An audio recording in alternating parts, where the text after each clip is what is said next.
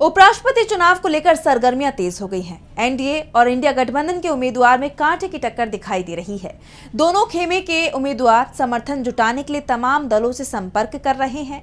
अब India block के उपराष्ट्रपति पद के उम्मीदवार जस्टिस बी सुदर्शन रेड्डी ने आंध्र प्रदेश के पूर्व मुख्यमंत्री और वाईएसआर कांग्रेस के चीफ जगन मोहन रेड्डी से भी बात की। तो क्या है पूरा मामला, देखिए इस रिपोर्ट में। 9 सितंबर को उपराष्ट्रपति पद के चुनाव होने हैं। चुनाव में अभी बराबरी का मुकाबला दिखाई दे रहा है। अंतिम समय पर एनडीए और विपक्ष के उम्मीदवार समर्थन जुटाने के लिए कोई कसर नहीं छोड़ रहे।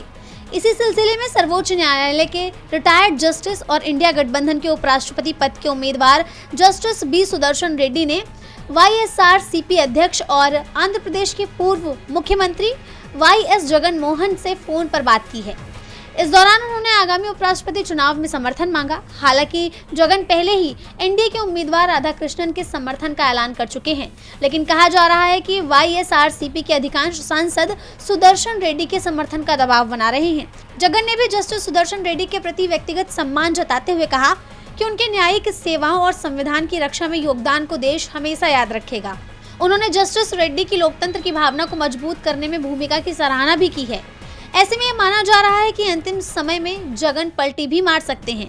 इस बीच बी सुदर्शन रेड्डी की तरफ से इस बात के भी संकेत मिल रहे हैं कि वो चंद्रबाबू नायडू से भी जल्द ही मुलाकात कर सकते हैं।